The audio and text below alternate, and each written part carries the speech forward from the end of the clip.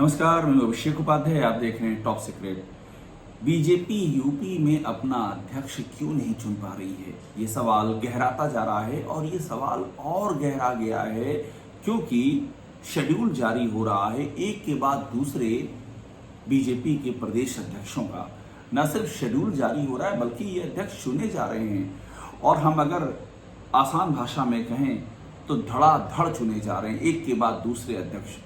एकल नॉमिनेशन हो रहे हैं कई राज्यों में, यानी कि एक व्यक्ति ने नॉमिनेशन किया है यानी कि वही प्रदेश अध्यक्ष होगा। बीजेपी की परिपाटी यही है। तो ऐसे में सवाल ये है कि उत्तर प्रदेश जो देश का राजनीतिक दृष्टि से सबसे अधिक महत्वपूर्ण प्रदेश है, जहां से लोकसभा की 80 सीटें आती हैं, सोचिए 80 सीटें, उस उत्तर प्रदेश में आखिरकार बीजेपी अपना प्रदेश अध्यक्ष क्यों नहीं चुन पा रही। ये सबको साल रहा है। ये सवाल राजनीतिक विश्लेषकों के कौतूहल का विषय बना हुआ है। ये सवाल बीजेपी के भीतर भी बहुत चर्चा है इसको कि वजह क्या है। अब यहाँ पर एक बात बहुत ध्यान देने वाली बात है, वो ये है कि बीजेपी का जो राष्ट्रीय अध्यक्ष का चुनाव है उसके चुनाव के लिए जो कोरम है, 36 टोटल बीजेपी के संगठनात्मक अलग अलग राज्य हैं और इन 36 में से 19 चाहिए, ये जो संविधान कहता है उसके मुताबिक। लेकिन अब तो जो ये संख्या है, ये संख्या तो 20 के पार है और ये और भी आगे जा रही है। जिस तरह से शेड्यूल घोषित हो रहा है, मध्य प्रदेश का शेड्यूल घोषित हो गया है, बंगाल का हो गया है, महाराष्ट्र, हिमाचल, पुडुचेरी, मिजोरम, तेलंगाना, आंध्र में एक के बाद दूसरा आपके सामने नाम रखता जा रहा हूं जहां पर प्रदेश अध्यक्ष का मामला फाइनल हो गया है। सवाल ये कि यूपी में फाइनल क्यों नहीं हो पा रहा है, और सवाल ये भी है कि यूपी में फाइनल ना हो पाने के पीछे क्या कुछ सोच है, कुछ बड़ी सोच है, क्या कुछ प्लानिंग है, और ये प्लानिंग क्यों जरूरी है, ये भी बड़ी बात है। देखिए, दो बातें बड़ी महत्वपूर्ण हैं। यूपी में जो भी बदलाव होगा उस बदलाव के लिए बहुत ही अहम होगा कि 2027 का जो चुनाव होगा, विधानसभा का चुनाव, उसका फीडबैक वो बहुत महत्वपूर्ण है। और आप सोचिए, पीयूष गोयल को कितना पहले ही यूपी में चुनाव अधिकारी घोषित कर दिया गया था, केंद्रीय मंत्री पीयूष गोयल।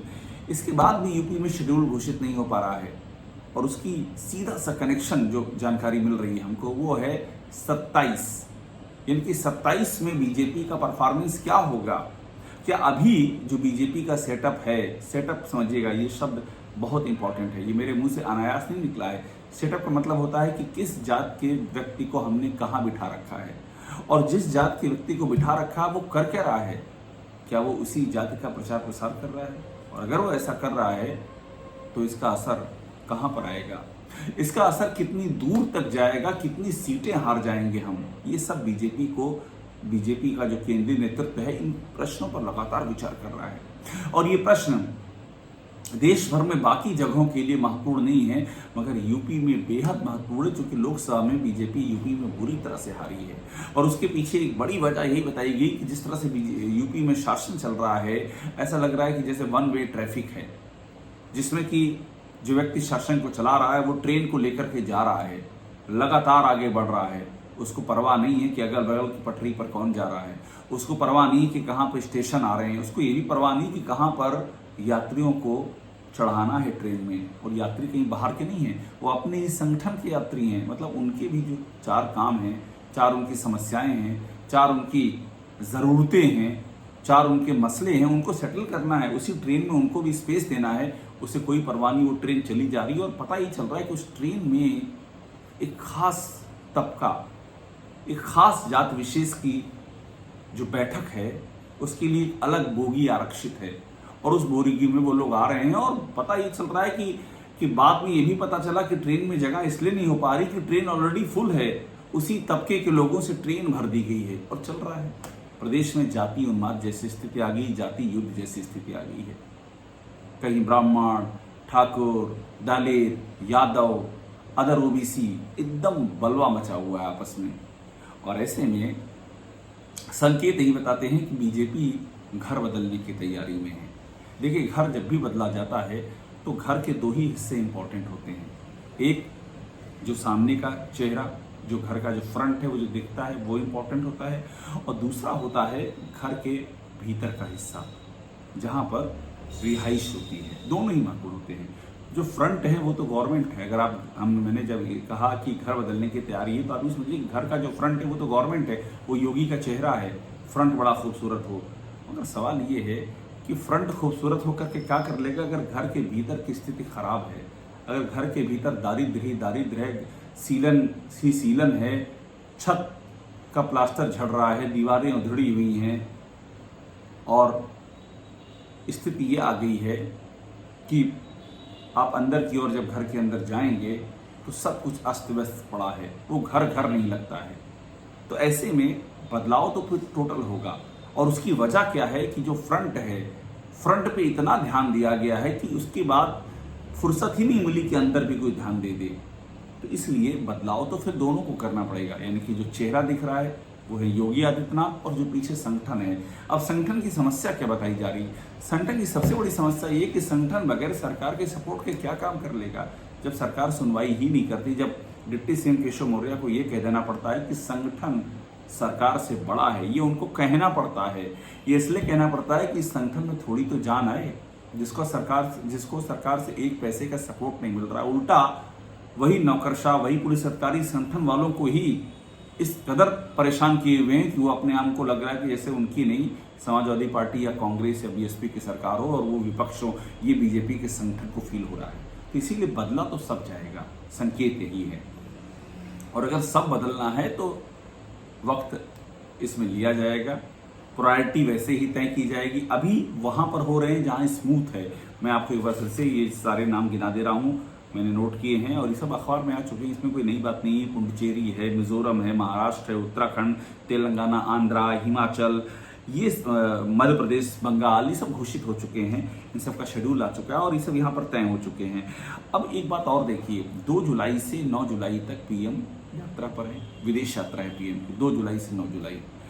इसमें जो है वो प्रधानमंत्री 5 देशों की यात्रा करेंगे। अर्जेंटीना है, ब्राज़ील है, घाना है, त्रिनिदाद टोबैगो है, नामीबिया है। 5 देशों की यात्रा, यानी कि 2 जुलाई से 9 जुलाई के बाद पीएम आएंगे। तो यूपी का जो प्रदेश अध्यक्ष है, आप ही मान लीजिए नहीं होना है। 2 जुलाई से लेकर के 9 जुलाई तक कोई ऐसी एक्टिविटी होने की संभावना नहीं है। और चूंकि कोरम पूरा हो चुका है, टोटल 36 बीजेपी की मैंने बताया संगठनात्मक राज्य हैं और 36 में से 19 चाहिए, और ये तो संख्या 20 अभी पार कर रही है। अच्छी खासी संख्या हो जाएगी, पर्याप्त। इलेक्शन राष्ट्रीय अध्यक्ष का भी हो सकता है, जो संकेत बता रहे हैं। तो सवाल ये कि क्या बीजेपी के प्रदेश अध्यक्ष का चुनाव राष्ट्रीय अध्यक्ष के बाद होगा? और अगर ऐसा है तो आप समझ लीजिए कि राष्ट्रीय अध्यक्ष के चुनाव का मतलब है कि राष्ट्रीय अध्यक्ष को कुछ बड़े फैसले शुरू में ही लेने होंगे। और ये इसलिए लेने होंगे कि 2024 का लोकसभा जो चुनाव है उससे संकेत मिल गए थे कि बीजेपी में बड़ी सर्जरी होगी, बड़ी सर्जरी। वो सर्जरी इसलिए भी नहीं हुई क्योंकि 2024 के चुनाव के बाद संभलते बीजेपी को वक्त लगा।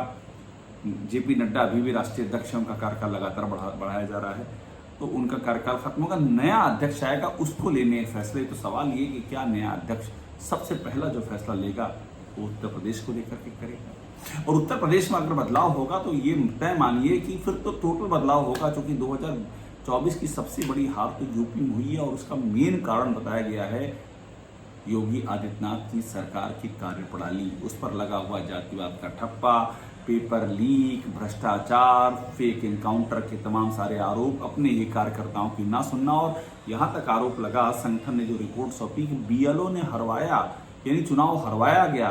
जो जाति पंचायतें हुई, छत्री पंचायतें हुई, वो किसने की, सारे सवाल उठे। और योगी आदित्यनाथ जिस तरह से राज कर रहे हैं, आप तो ये भी कहा जाता है कि किसी को बैठा दीजिए, अगर किसी की सुननी नहीं है और सिर्फ एक व्यक्ति बैठ जाए और अपने मन का शासन करे, फिर तो कोई बैठ जाए।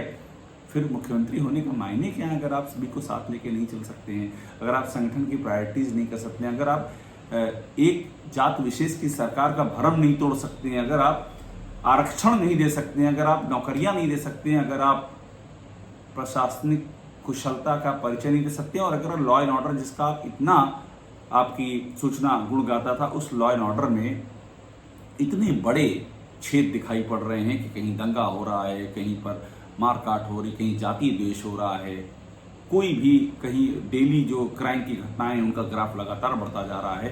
तो ये सारी परिस्थितियां बता रही कि यूपी में बड़ा होने वाला है और यही वजह है कि प्रदेश अध्यक्ष यूपी का अभी नहीं चुना जा रहा है, वक्त लग रहा है, क्योंकि संकेत यही बताते हैं कि बड़े बदलाव की तैयारी है। टॉप सीक्रेट को देखते रहिए, लाइक कीजिए, सब्सक्राइब जरूर कर लीजिए।